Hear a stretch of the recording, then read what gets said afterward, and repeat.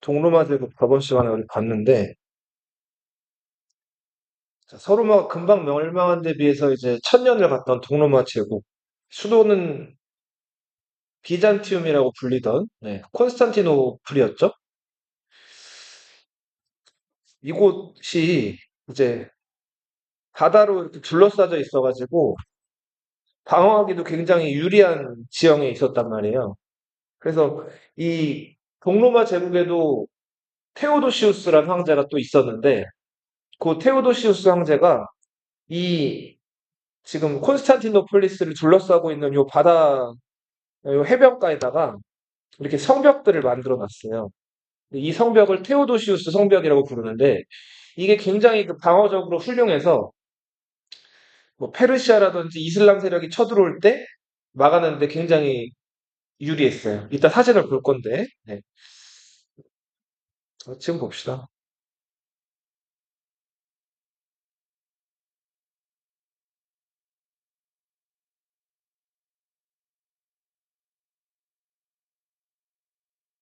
보시면 이게 그 콘스탄티노플리스를 전체를 덮고 있는 성벽인데, 여기 보시면은 성벽이 하나, 둘, 셋, 몇 중 성벽이에요. 3중 성벽이죠. 그리고 적이 쉽게 접근하지 못하도록 여기다 지금 구덩이를 판 다음에 물을 흐르게 놨죠. 네. 이런 방어 시설을 해자라고 불러요. 뭐라고요? 해자.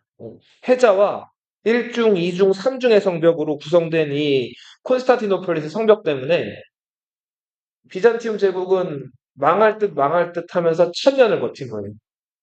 네. 자, 이게 이제 콘스탄티노플리스를 상상해가지고 그린 장면인데, 이게 쭉 성벽들이 둘러싸고 있죠? 그리고 또 여기 이제 오밀조밀하게 여러 집들이랑 궁전 이런 것들이 몰려 있었다. 자, 어, 이 비잔티움 제국의 전성기를 이끌었던 건 6세기의 유스티니아 누스 황제. 네. 성소피아 성당 안에 있는 그 모자이크 벽화예요. 가운데 있는 사람이고, 이 지금 서양에서는 어떤 성인들, 이렇게 막 기념할 만한 뛰어난 사람들 뒤에다가 후광이 나타나는 거를 시각적으로 묘사를 해놨다 그랬죠? 이런 거를 헤일로라고 부른다 그랬죠? 네. 유스티니아누스 대제는 서로마 제국 영토 대부분을 다시 되찾고 게르만족들을 물리쳐냈어요. 반달 왕국을 멸망시키기도 하고, 그리고 동고트 왕국 이런 것들, 페오도리코 황제 이런 사람들을 다 죽여버리고 몰아냈단 말이에요.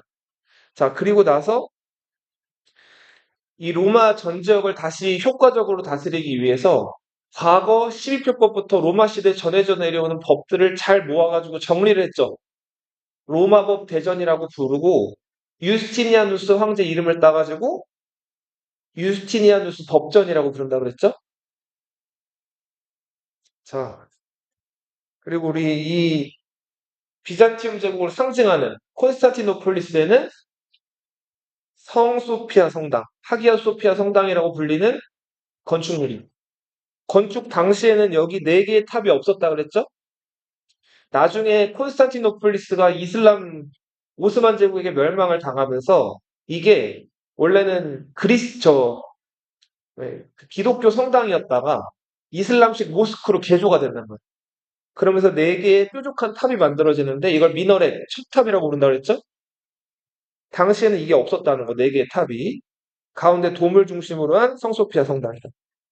자, 이렇게 너희들 어렸을 때 아마 요거 미술 시간에 해봤을 거예요. 색종이 같은 거 찢어가지고 붙이는 그런 공예 해본 적 있죠? 모자이크 벽화로 성소피아 성당 안에 유스티니아누스 대제의 얼굴이 묘사되어 있죠. 자, 유스티니아누스 대제가 죽고 8세기 들어서 8세기 초반에 드디어 그동안 금이 가 있었던 관계가 완전히 파국을 맞이하게 된 로마 교황과 비잔티움 제국 황제 간의 큰 충돌, 성상숭배 금지령. 연도도 좀 알아두시면 좋아요. 726년. 로마 카톨릭에서는 저번에도 말씀드렸듯이 여기 지금 수서동 성당 앞에도 마리아 상, 예수님 상인가요? 그 조각상이 하나 서 있죠. 네. 그러니까 성당이나 이런 데 가면은 기본적으로 아주 그 온화한 미소를 띠고 있는 성모 마리아의 모습이라든지 이 십자가에 매달린 예수님 모습이라든지 이런 것들이 조각이 돼 있어. 선생님 서강대학교 나왔는데 서강대학교가 천주교 학교예요. 선생님 학교 안에 성당이 있어. 이냐시오 성당이라고. 선생님 거기서 미사도 한번 들어본 적 있어요. 그럼 성당도 있고 선생님 그렇다고 종교가 따로 있는 건 아닌데 한번 궁금해서 가봤어요. 그리고 수업 교실 안에 그 십자가가 이렇게 매달려 있어요. 네. 그래서 원래는 그 종교적인 색깔을 보통은 학문의 전당인 대학에서는 보통 비치지를 않는데 선생님 학교에서는 천주교 학교라 가지고 그런 것들이 있었는데 아무튼 천주교 카톨릭에서는 이 포교하는 데 있어서 그런 그림이라든지 조각상을 적극적으로 활용한다. 근데 이제 비잔티움 제국 황제가 교황이 마음에 안 들었는데 꼬투리를 잡을 거를 찾다가 요거를 꼬투리 잡았다 그랬죠. 자, 예수님의 모습을 한 그런 온화한 예수님의 얼굴을 담은 그림은 후대 사람들이 다 상상해서 그린 거죠. 그게 진짜 예수님이 아니죠. 근데 마치 그거를 진짜 예수님처럼 섬기는 거예요. 사람들이. 글도 모르고 하니까 그냥 그게 예수님이다 하고 믿는 거예요. 모세가 저 십계명을 받고 산 아래로 내려왔을 때 그 유대인들이 그 사이에 이제 고세를 못 참고 금송아지를 만들어 가지고 숭배하고 있었죠. 우상이라고 부르는 하나님 외에 신을 따로 모시고 경배하고 있었잖아요. 우상 숭배를 하고 있었잖아요. 그래서 당시 비잔티움 제국 황제 레오 3세는 이 예수님의 얼굴을 한 이런 그림이라든지 조각상들을 숭배하는 게 이단을 숭배하는 거다 이렇게 얘기했단 말이에요. 그러면서 성상들을 지금 다 이게 파괴하고 있는 장면 넣어가지고 자 그리고 이렇게 성상을 숭배한다는 거 그러니까 이런 조각상이나 그림을 숭배하는 거는 십자가에 매달린 예수님 빨리 죽으라고 예전에 그 로마 군인들이 어떻게 했어요? 옆구리에다가 창을 찔렀죠? 예. 보통은 이제 이렇게 더 괴로우라고 이제 막 창을 찔러가지고 막 이런 것들이 막 쏟아지게끔 만들잖아요. 그렇게 해서 아무튼 그런 장면인데 아무튼 성상을 숭배한다는 거는 자, 십자가에 매달린 예수님에게 창제를 하는 것과 마찬가지다. 자, 그런 뜻의 그림이에요. 그래서 결국은 이 성상숭배 금지령을 기점으로 로마 카톨릭과 그리스 정교, 이제 기독교가 양분되는 계기가 됐죠. 물론 이때 쪼개진 건 아니에요. 근데 이전부터 사이가 안 좋다가 이제 점점 진짜 빠이빠이 할 채비가 마련이 됐죠. 그리고 300여 년이 지나가지고 마침내 동서교회가 분열하다. 대분열하죠. 1054. 이때부터 동로마 교회는 로마 교황의 이제 간섭에서 벗어나서 스스로 교단을 따로 만들죠. 그리스 정교. 그리고 서로마 교회는 로마 톨릭이라고 불리게 되죠. 그리스 정교는 그 교회에서 제일 높은 사람이 총 대주교. 로마 카톨릭에서 제일 높은 사람은 교황이죠. 근데 비잔티움 제국에서는 그리스 정교의 총 대주교, 콘스탄티노폴리스의 총 대주교를 황제가 임명한단 말이에요. 자, 이런 거를 가리켜서 황제 교황주의라고도 부른다 그랬어요. 세속의 권한, 그리고 신의 영역을 성적이라고 부르죠. 네, 세속의 권한, 성속의 권한. 여기서 이제 세속 세계의 지배자를 황제잖아요. 성스러운 세계의 지배자는 교황이나 주교 이런 사제들이죠.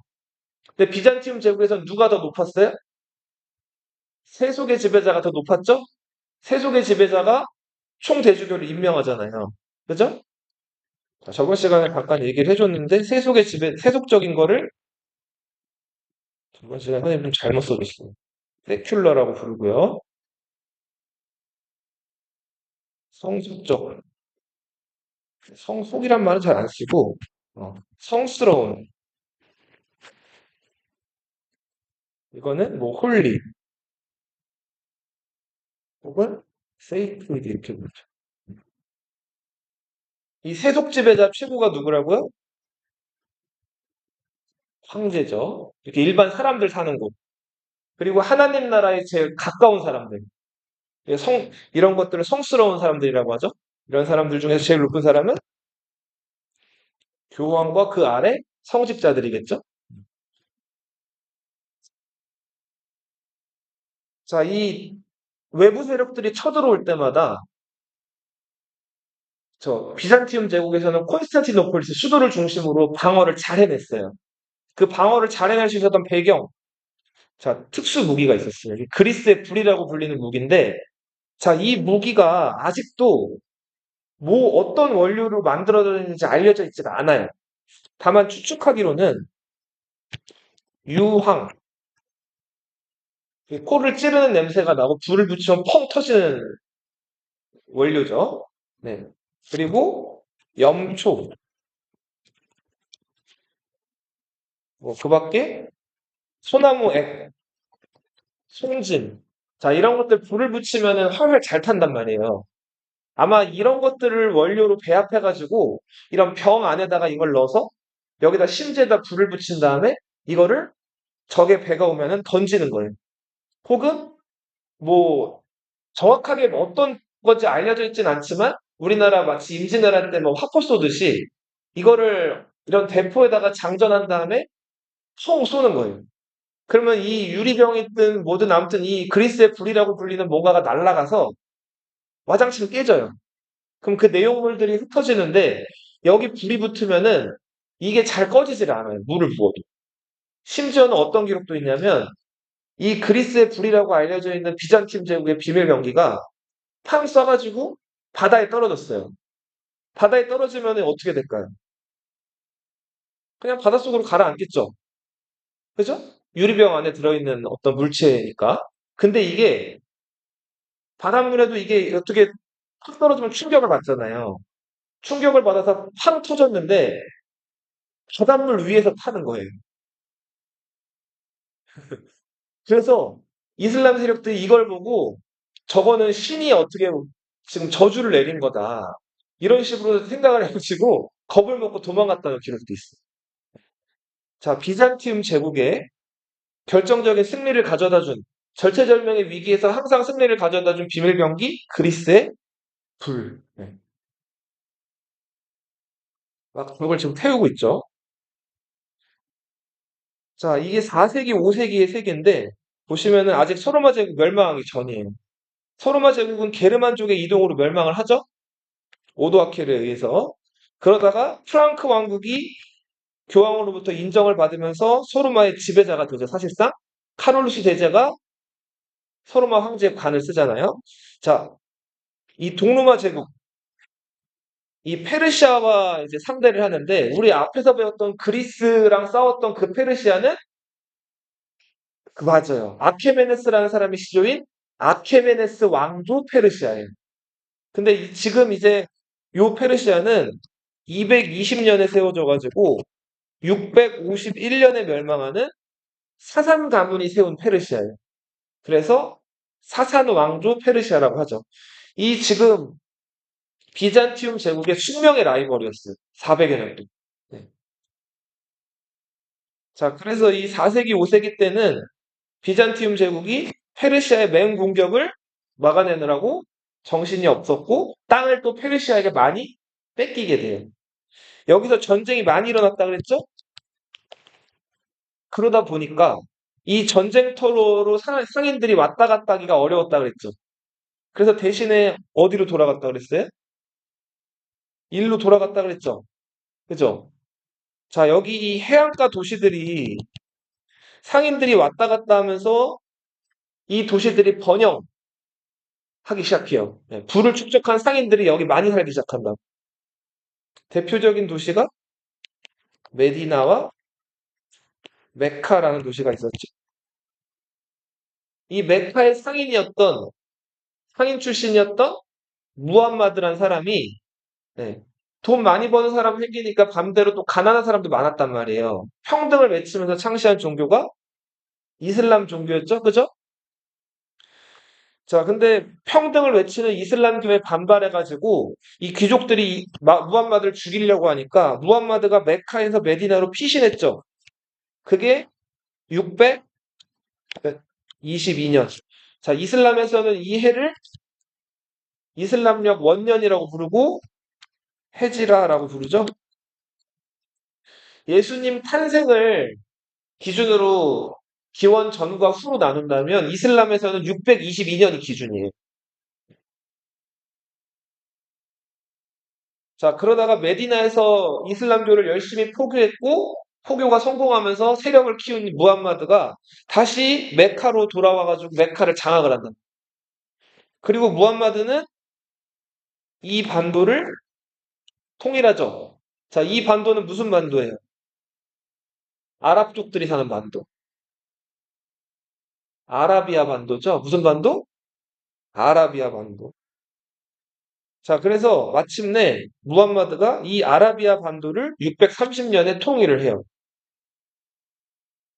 자, 그리고 무함마드는 632년까지 살다가 무함마드가 죽어요. 그리고 632년부터 661년까지는 무함마드의 가장 가까운 사람들, 친구, 그리고 무함마드가 아들이 없었기 때문에 무함마드 딸의 남편, 사위, 이런 사람들이 이슬람 세계를 이끌어간단 말이에요. 자, 그런 사람들을 캘리프라고 부른다 그랬죠? 네.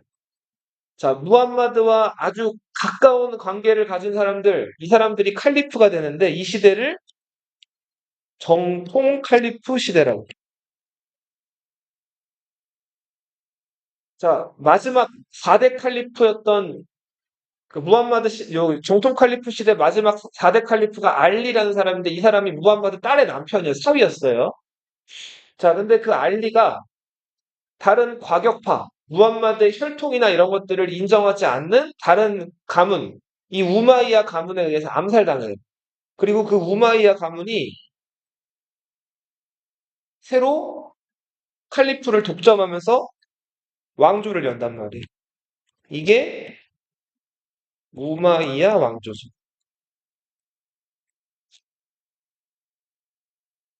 정통 칼리프 시대 이슬람은 사사왕조 페르시아를 멸망을 시켜버려요.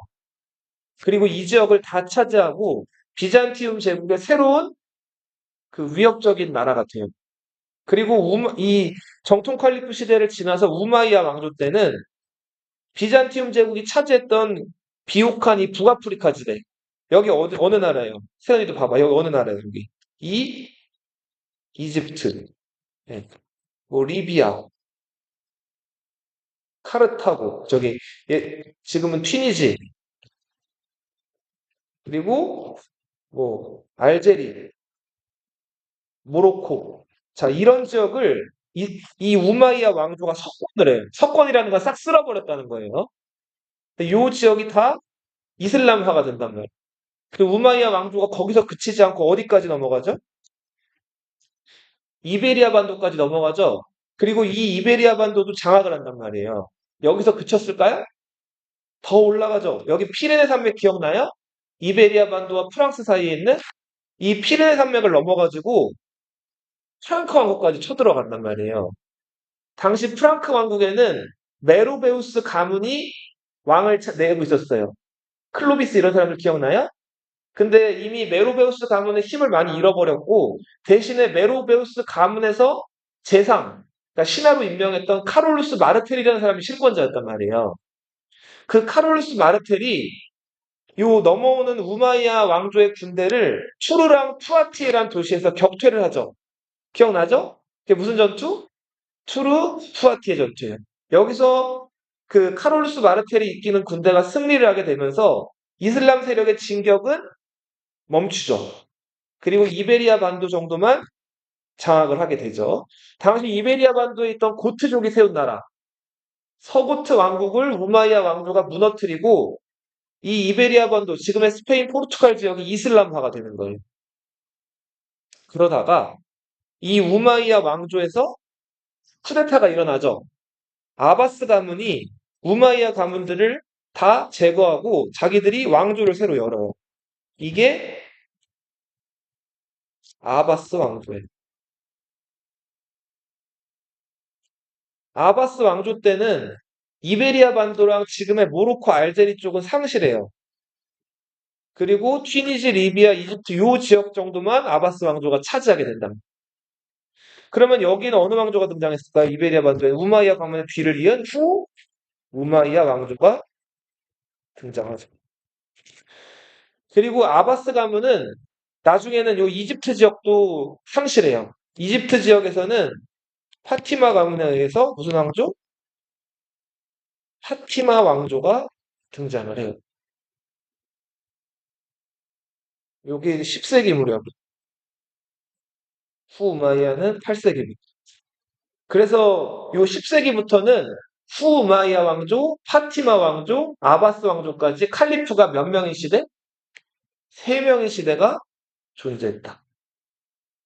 자, 그래서 아무튼 비잔티움 제국은 이렇게 사사왕조 페르시아 이어서 이슬람 세계에 의해서 계속 공격을 당하면서 그 잘 나갔던 시기 점점 그 많은 영토들을 상실하고, 자, 요 발칸반도와 소아시아 일대의 조그만 나라로 이제 나라 국력이 많이 줄어든단 말이에요. 자, 뒤에 그리고 그림 넘어가 볼게요. 요거는 이제 서유럽사 할 때 더 배울 건데, 자,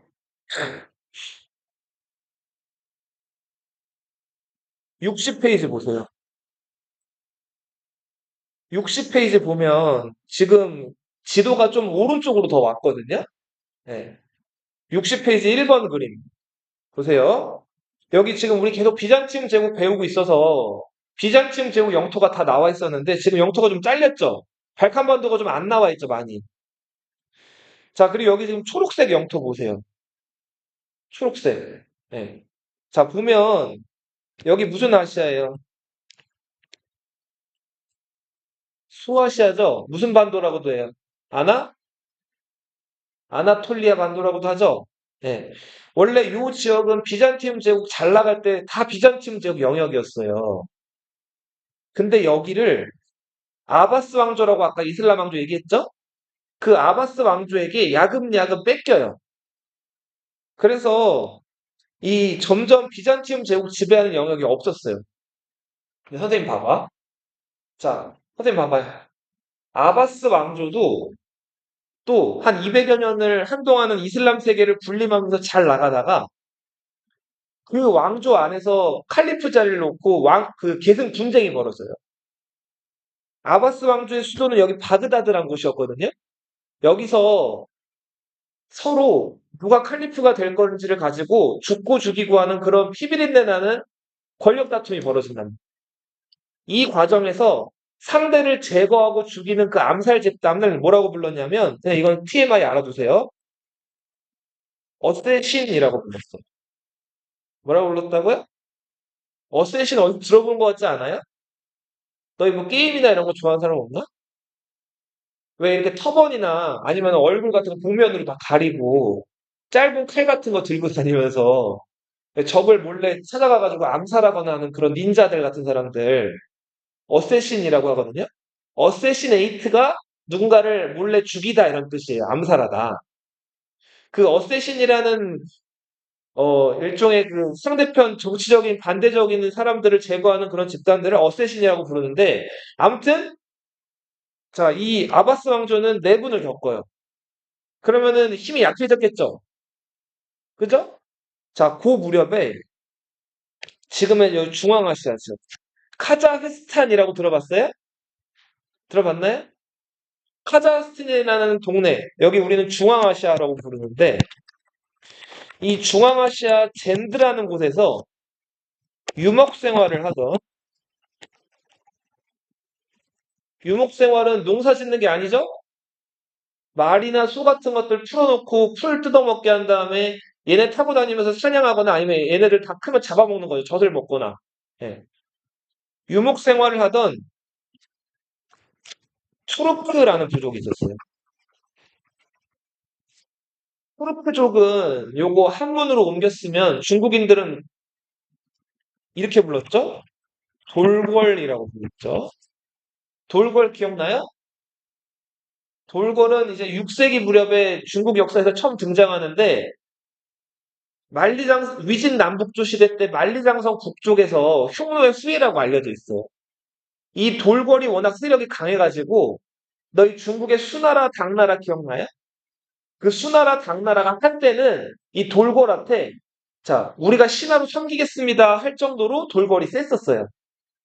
자 근데 이 돌궐의 일부 세력들이 이 초원지대 중앙아시아 초원지대로 넘어와가지고 요 지역에 정착해서 살고 있었단 말이에요.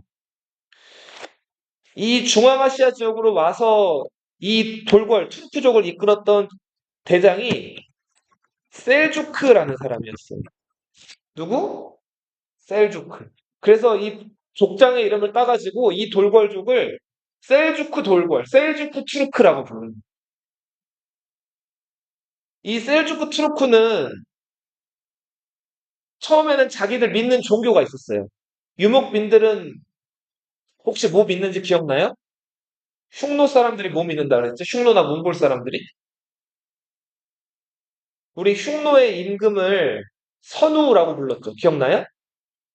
그거 풀네임으로 혹시 6글자인데 위대한 하늘의 아들 이런 뜻인데 택리 고도 선우 기억나요?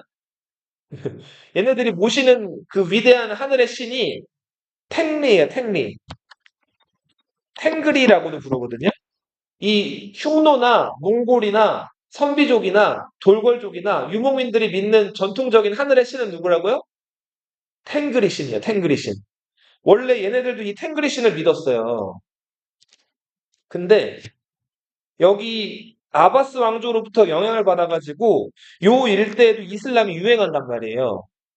처음에는 셀주크 투르크가 이슬람에 대해서 적대적이다가 어느 순간부터 이 이슬람교를 받아들이고 이슬람교를 믿게 된단 말이에요.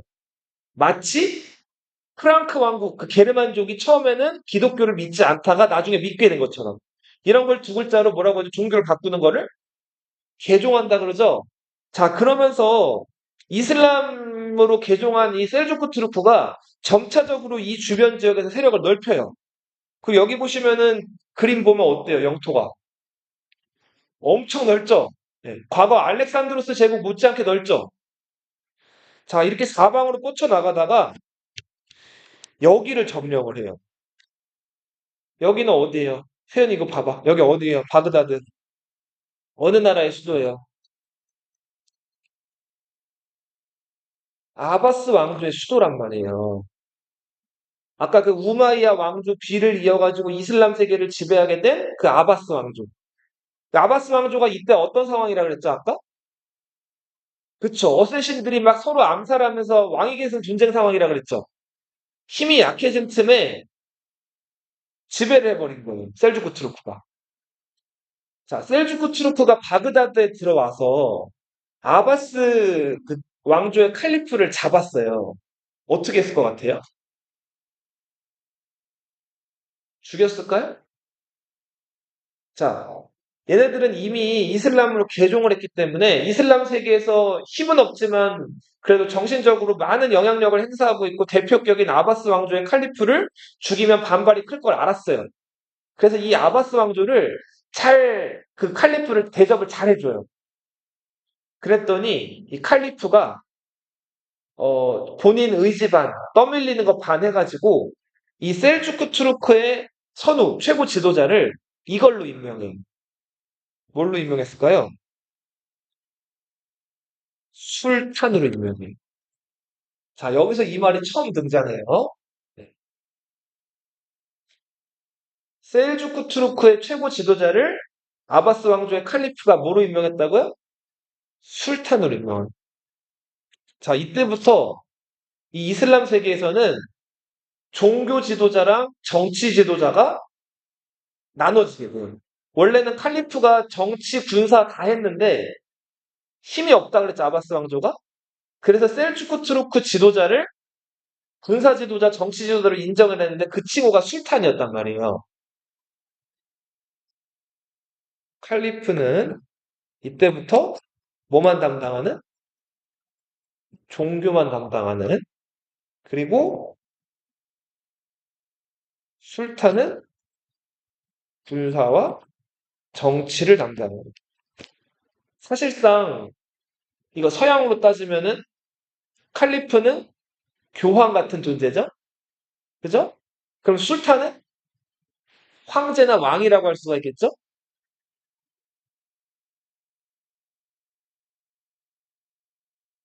자, 이렇게 해서 셀주크 투르크가 이슬람 세계에서 막강한 영향력을 행사하면서 이 지역을 다스리게 돼요. 그리고 하나 TMI 더 말씀드리면 선생님 봐봐. 인도는 인도 역사 한번 기억해 볼게요. 자, 기원전 7, 원래 인도에는 무슨 문명이 있었죠? 인도 문명이 있었죠. 어느 강을 중심으로 일어난 문명이에요. 그죠? 근데 인도 문명을 모헨조다로 하라파라는 계획도시 만들었던 거 기억나죠? 근데 그 인도 문명을 철기로 무장한 중앙아시아 유목민이 이동해 와가지고 무너뜨려 버렸어요. 뭐였죠? 아리아인이 이동해 오면서 그 인더스강 주변에서 모헨조다로 하라파 같은 계획 도시를 세우고 있던 드라비다인, 원래 인도 문명을 건설했던 사람들이 겐지스강으로 쫓겨나죠. 자, 그러면서 아리아인들이 이 강력한 철기를 통해서 인도를 지배하게 돼요. 그리고 인도를 지배하는 과정에서 이 사람들이 우리가 위고 너희가 아래야 하는 신제도를 만들어요. 혈통을 뜻하는 카스트 제도죠. 그죠? 그리고 자기들이 하늘의 제사 지내는 브라만이 되고, 그리고 일부는 크샤트리아라고 불리는 왕족이나 귀족이 돼가지고 평민, 바이샤라고 부르죠. 그리고 노예, 수드라 같은 사람들을 지배하죠. 그리고 그 아래 또 불가촉 천민 또 누가 있었어요? 달, 달리트들을 만들어가지고 막 지배했죠? 기억나죠? 그러면서 또 이들은 그 기독교의 성경이 있듯이 자연현상을 찬미하는 베다라는 경전을 만들어가지고 자, 자신들의 어떤 종교로 삼았는데, 자, 카스트제도에서 제일 위에 있던 사람이 사제가 뭐라 그랬어요? 브라만이었죠. 브라만교죠? 브라만교의 경전 베다. 그러다가 이 카스트제도에 반발해가지고 인도에서 기원전 6세기경에 원래 이 사람 왕자였어요. kshatriya였단 말이에요. 근데 궁궐밖을 나왔다가 가난하고 굶어 죽는 사람들을 보고 나서 자, 뭔가 깨달은 게 있었죠. 그래서 왕자란 신분을 내던지고 가난하고 굶주린 사람들을 구해주기 위해서 평생을 바치다가 보리수 나무 아래서 깨달음을 얻고 열반에 들었죠.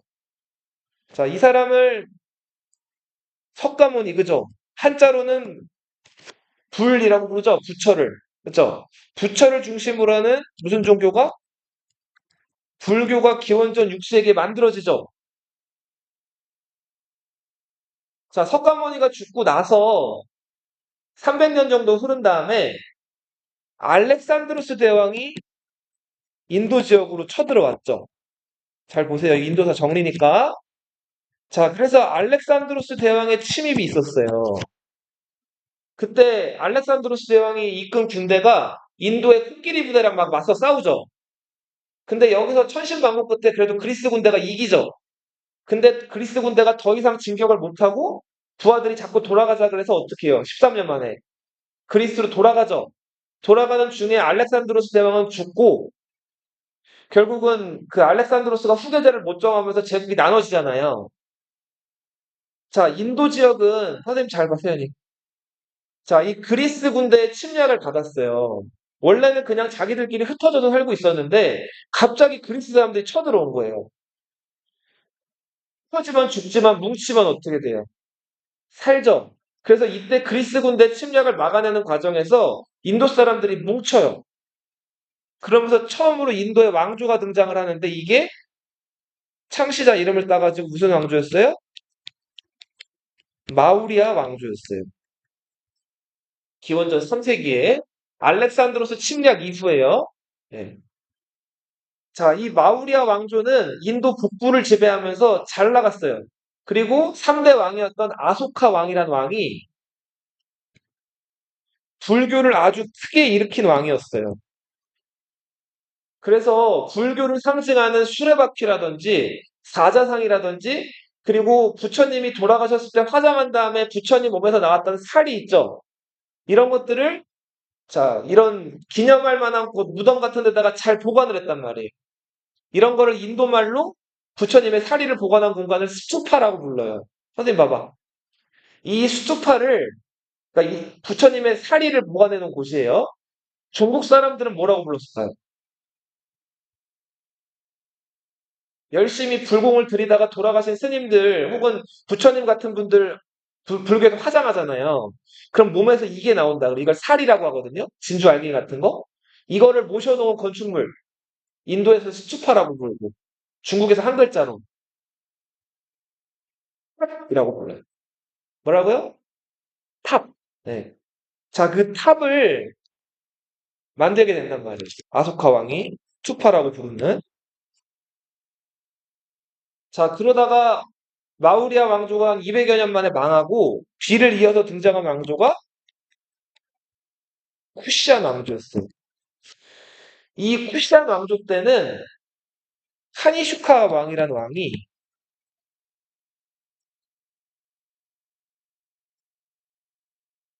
이전의 왕조에서는 감히 부처님의 모습을 사람처럼 표현한다는 것을 상상도 못했어요. 자, 그런데 이 쿠시안 왕조의 카니슈카 왕은 더 포교를 잘 하려고 부처님의 모습을 사람처럼 조각을 해가지고 조각상으로 남겼단 말이에요. 이거 어디 영향받은 걸까요? 맞아. 과거 그리스 침략을 받았었죠. 근데 그리스 사람들은 감히 신의 모습을 인간처럼 조각을 하다는 거예요. 그래서 쿠시안 왕조 때 이 카니슈카 왕 때는 간다라 지역에 부처님의 모습을 자, 사람으로 형상화해가지고 이거를 조각상으로 남겼어요. 이게 무슨 불상이에요? 간다라 불상이죠. 근데 간다라 불상의 그 부처님 모습을 보면 부처님 얼굴이 인도 사람이고 동양인인데도 어떤 얼굴 모습을 하고 있다 그랬어요. 서양인들의 얼굴처럼 서양인들 눈 보면 어때요? 눈이 푹 들어갔죠, 이렇게. 그죠? 자, 그리고 입술이나 코나 이런 것도 서양인들이랑 동양인들이랑 다르잖아요. 부처님의 모습을 마치 서양인처럼 만들어 놨고, 그리고 부처님이 입는 이런 옷도 이런 주름이나 이런 면에서 그리스인들이 입는 옷, 페플루스 같은 옷, 이런 것들을 그대로 묘사했다 그랬죠? 완전히 그리스 신화의 영향을 받은 거죠. 쿠시안 왕조가 사산 왕조 페르시아한테 망해요. 어느 왕조한테? 사산조 페르시아한테 망한단 말이에요. 그리고 한동안 인도 지역은 또 좀 혼란을 거듭하다가 인도에 찬드라 굽타라는 사람에 의해서 무슨 왕조가? 굽타 왕조가 들어서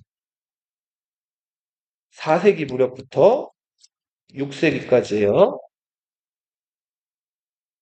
쿠시안 왕조는 기원전 2세기부터 기원 후 2세기까지.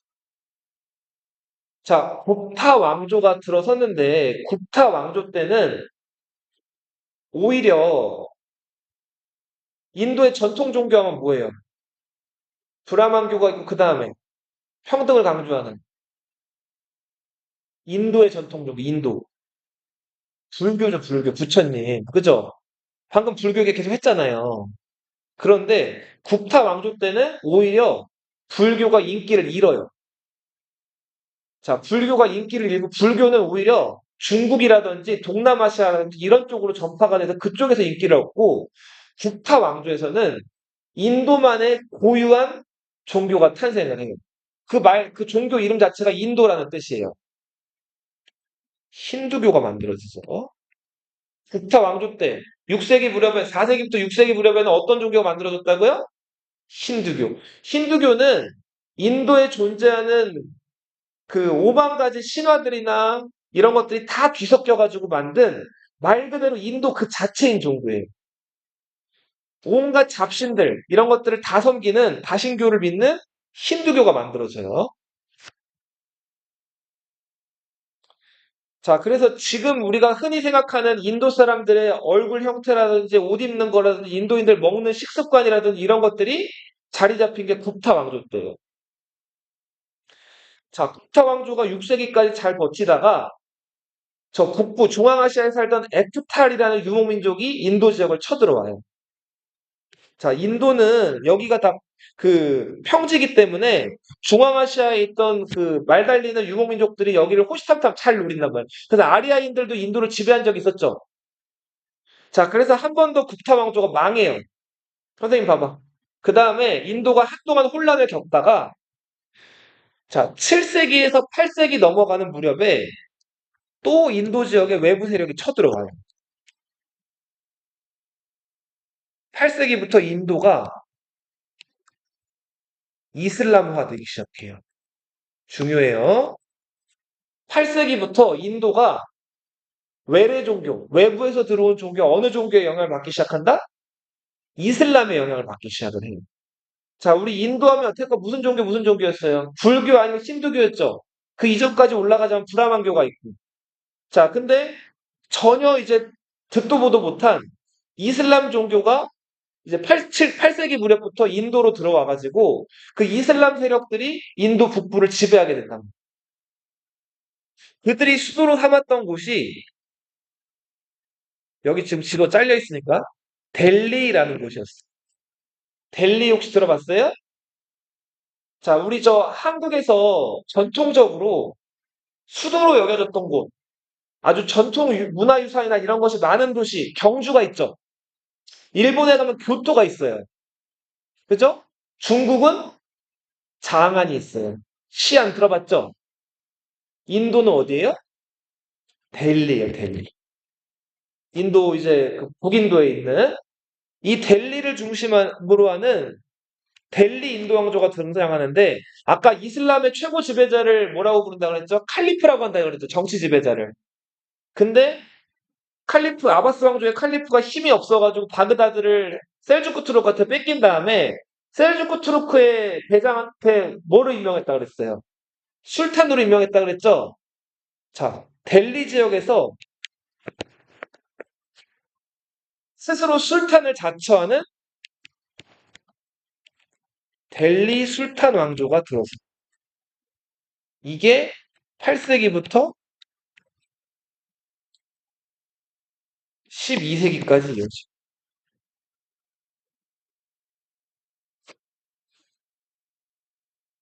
그 델리 술탄 왕조랑 맞붙어가지고 또 싸웠던 왕조가 지금의 파키스탄 지역에 있었던 가즈니 왕조. 여기도 최고 지배자를 스스로 술탄이라고 불렀어요. 이 가즈니 왕조나 델리 술탄 왕조나 다 이슬람 영향을 받은 왕조들이었어요. 그만큼 7세기에 만들어진 이슬람이 여기 중앙아시아 그리고 더 나아가서 인도까지도 막대한 영향을 주게 돼요. 네. 셀주크 투르크 얘기하다가 인도 얘기까지 좀 많이 했는데 자 그리고 셀주크 투르크가 당시 영역을 점점 넓혀가는데 여기 이집트에 있었던 카이로를 수도로 하는 무슨 왕조? 이 파티마 왕조랑 치열하게 싸워요. 그리고 유대교, 기독교, 이슬람교에서 다 중시하는 평화의 도시란 뜻을 가진 이름의 도시 예루? 이 예루살렘이란 도시를 파티마 왕조랑 이 셀주크 투르크가 서로 차지하고 빼앗기고 반복한단 말이에요. 근데 여기는 원래 비잔티움 제국이 잘 나갈 때는 비잔티움 제국 땅이었어요. 선생님 봐봐. 예루살렘은 기독교에서는 굉장히 중요한 도시였겠죠? 예수님이 태어난 곳이니까. 그래서 비잔티움 제국에서도 굉장히 중시했는데 여기를 이 셀주크 투르크한테 뺏긴 거예요. 자, 그리고 셀주크 투르크가 여기서 더 나아가가지고 비잔티움 제국의 영역이었던 여기 소아시아를 지금 다 어떤 색깔이에요? 초록색이죠. 여기 다 뺏어버린 거예요.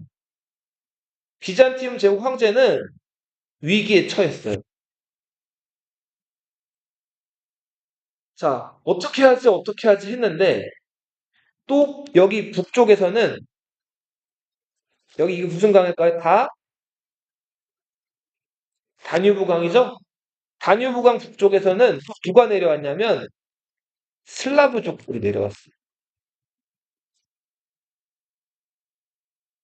한편에서는 또 노르만족의 위협이 있어요. 절체절명의 위기였죠? 이런 상황에서 자, 옛날 옛적 얘기를 생각해냈어요. 옛날 옛적에 교황이 어려웠을 때 비잔티움 제국 황제한테 도와달라 그랬죠. 그때 비잔티움 제국 황제들이 도와주러 갔죠. 자, 비잔티움 제국 황제가 이번에는 교황한테 도와달라 그랬어요.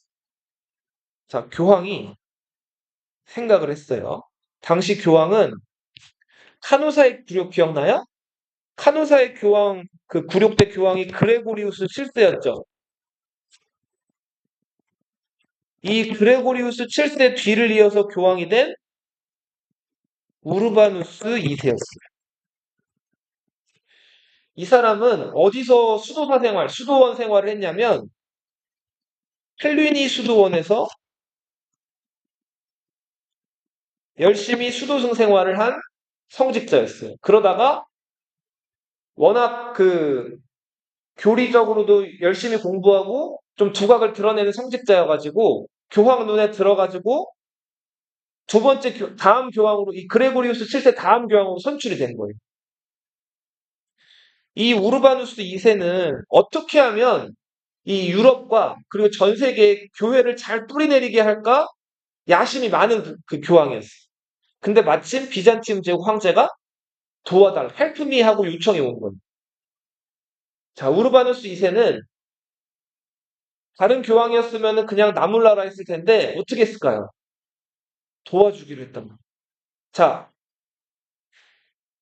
유럽에서 교황 선출하거나 아니면은 중요한 교리 관련된 문제를 협의할 때 교황과 추기경, 성직자들이 모여가지고 회의를 열어요. 그거를 공의회라고 불러요. 뭐라고요?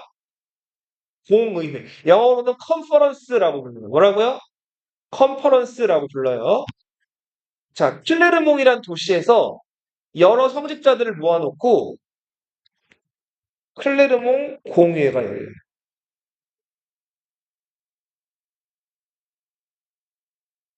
여기서 그 유명한 데우스 불트. 자, 신께서 명령하시는, 신께서 지시하신다. 이런 뜻의 라틴어예요. 이게 무슨 뜻일까, 이거? 비잔티움 제국을 돕자는 거예요. 그리고 성지를 어떻게 하자는 거예요? 탈환하자는 거예요. 누구로부터? 저 뿔만 없지 악마랑 다를 바 없는 이슬람 세력으로. 아, 이렇게 해서 시작된 게 이름하여 무슨 군? 십자군. 크루세이더라고도 부르죠.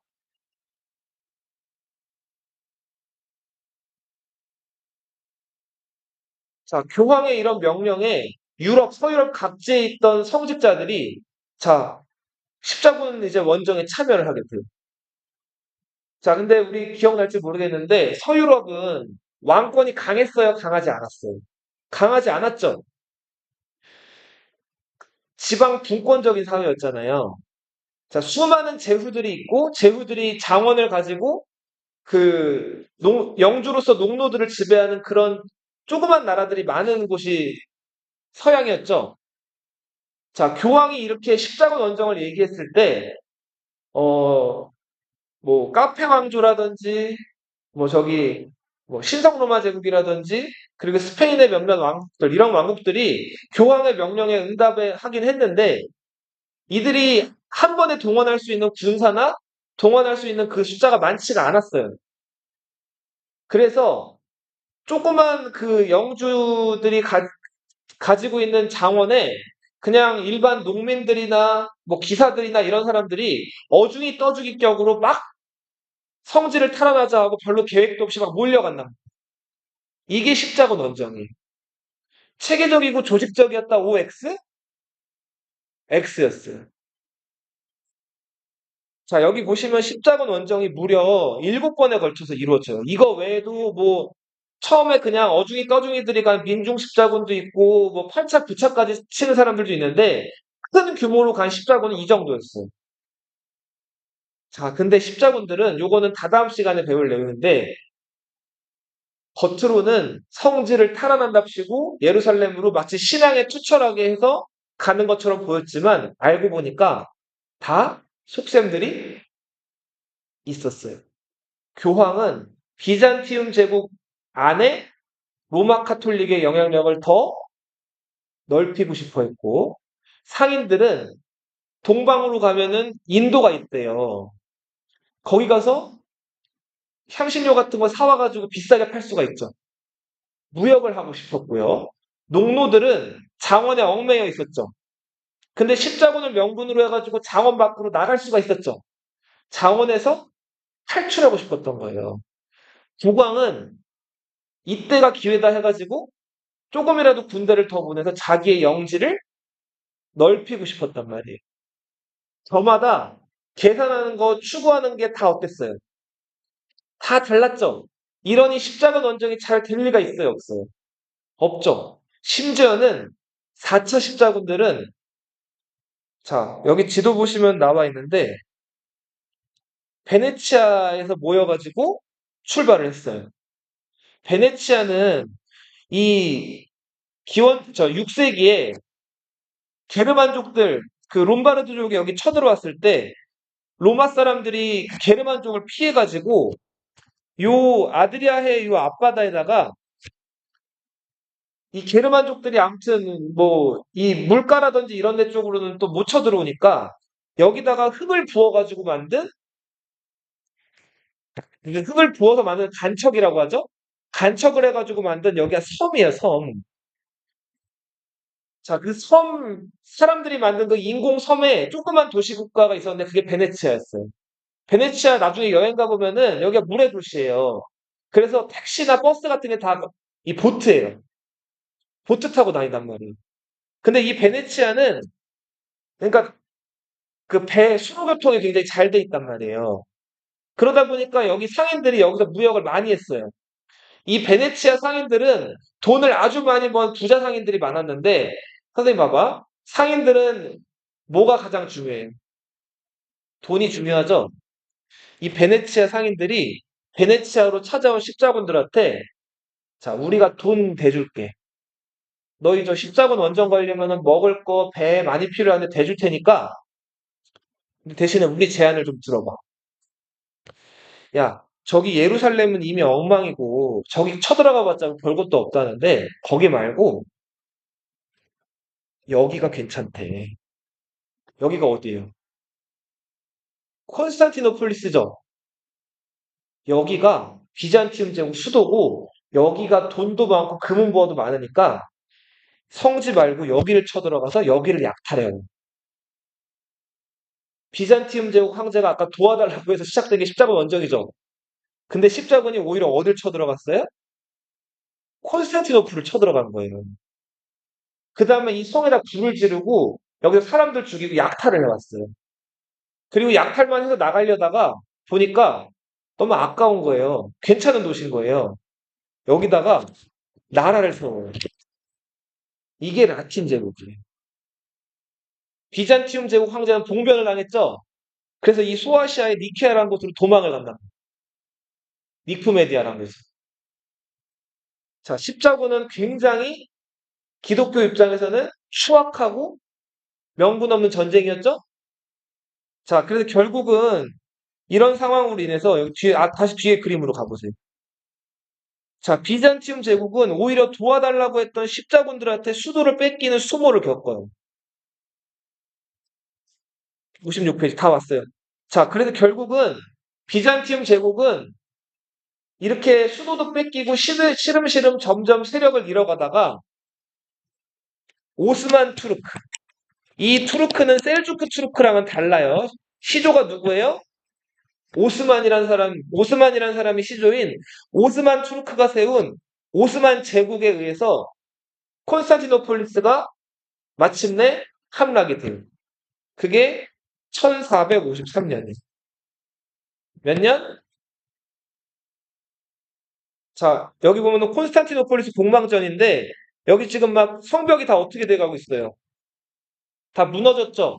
이 성벽을 무너뜨린 대포가 오스만 제국의 이 대포예요. 자, 우르반이라는 사람이 만들어서 우르반 대포라고 알려진 이 대포인데 이 지금 대포의 길이만 8m예요. 몇 미터? 8m. 여기 들어가는 탄환, 공 모양의 탄환인데 이 탄환의 무게가 450kg였다는. 몇 킬로? 450kg. 이거 뒤에다가 화약 넣고 한번 발사하면 이게 뜨거워지기도 하고 한번 발사하면은 그 450kg짜리 쇳덩어리가 성벽으로 나가서 성벽을 부시는 거예요. 장전 시간 3시간.